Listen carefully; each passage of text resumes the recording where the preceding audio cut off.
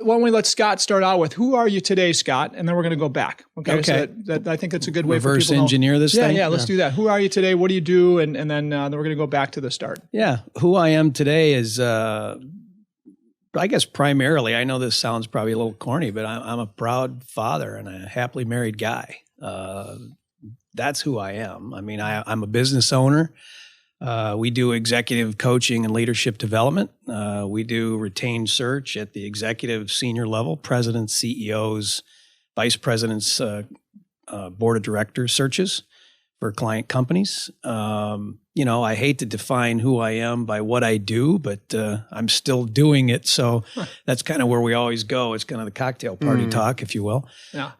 But yeah, I'm a happy guy that's been extremely lucky and has been introduced to literally hundreds of people along the way that have made me who I am today. Awesome. Yeah. Awesome. And so your business today, coaching, executive search, can you go into that a little bit? Sure. Yeah, we help our clients, and I say that, help our clients, because that's who I like to work with. That's who we like to work with, are people that truly view us as a partner and look at what we do as helping them.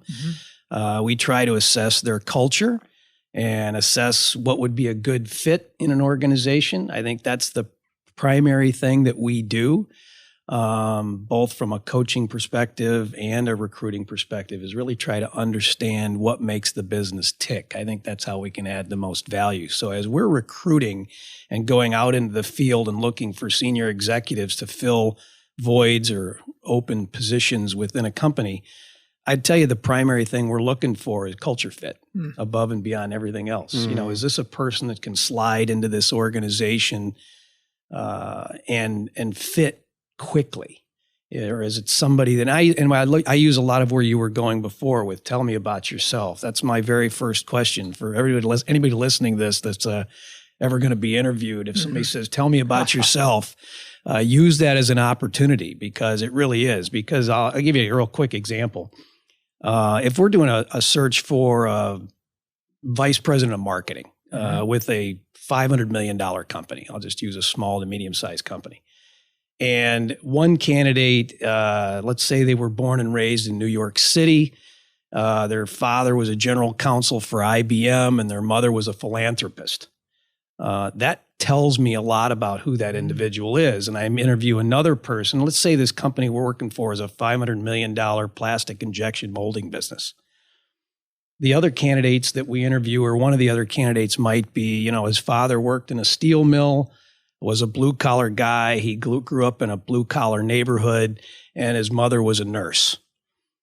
Automatically that tells me the differentiation between who those two people are and how they might fit in a $500 million manufacturing company versus a suit and tie environment, something like that. So think about that, Nick. It really digs into understanding the paradigm, where that person came from, to understand where they might be a fit. Yeah. How often are you running into businesses where you see an issue in the culture of the business that might be unfitting to most executives, and that is the reason for their issues with hiring? Yeah, that's a great question, Nick. I would tell you what typically happens is a lot of companies try to hire up. The Ivy League education. Wanting somebody that comes from big corporate America, and if they're a small to medium-sized company, but they figure if I hire somebody from well-known, high-end, high-brand companies, I'm going to get this great talent. Yeah. And they probably are a great talent, but they may not be a culture fit. And I will just tell you that time and time again, the organization, if you're not a culture fit, will figure out a way to spit you out. Yeah. Doesn't matter how good you are. I'd rather have a person who's an 80% performer and a great culture fit than somebody who's a 95% performer and a terrible culture fit. So this is why you've never recommended these Ivy League guys or gals to the Rabine group, I'm guessing. But that would be one reason. All right. They wouldn't be a fit. Yeah. Well, hey, so I've had great experiences with Scott, and actually, not used Scott when I should have, and just recently it's happened. Recently, I called you about an executive that we ended up hiring. Somebody we found. We got a good group of people. We hired. And Nick knows the story a little bit. Hired from a great group of people and ended up with a person we hired, right? And this person lasted 4 months. Yeah. And really, not a bad person. I mean, really nice person. I thought probably a fit for the role that they were taking on, but not a fit for the culture that we thought they were, right? Yeah. So it didn't work out. So Right. what did it cost us for that 4 months, right? To have that person on board and a parting gift that we had to give that as Sure. the person left, right? And what would it cost to hire you for that? I think we might have saved a few bucks hiring you. I'm sure of it. Yeah. And- Lost and- opportunity is and then an expensive lesson. It is. And I could have gone back to you and said, Scott, get back on board here. We didn't get the right fit. Find somebody else, and you'd probably give me a little discount anyway the second time around, right? I'd always give you a discount, Gary. Yeah, I strive to get one. But anyway, and then I've had the experience of we've had tough times I've talked about on my podcast. Where we just really had some issues in our businesses and had to downsize. Right, we had great people had to go in order for us to right size the business to continue on. And we had that happen 4 years ago, I think it was. And I went to you, Scott. I said, Scott, I've got a great CFO. He's a really good person. Yeah. I think he'd be a fit for our future, but he's not right now with our downsizing and where we have to go.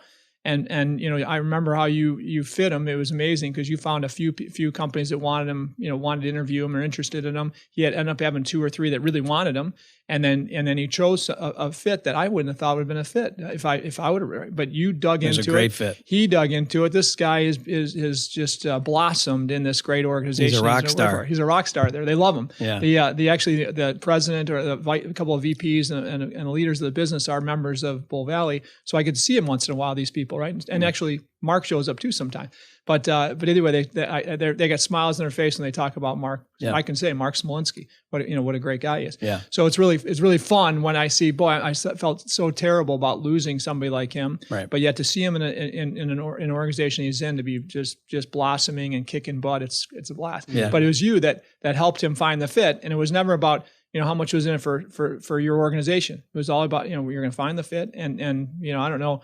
Again, I don't know what the variable cost is or how much you made or didn't make, but all I know is he felt and I felt that you totally were out for his best interest first. Right. And there's some maybe more money in another fit, but culturally he found what was perfect. So it's awesome to see that. Yeah, it was great. I'm a firm believer, and truly I am. What goes around comes around, and karma and all the rest of those adages like that, and the golden rule. That's me. I truly believe that. Absolutely.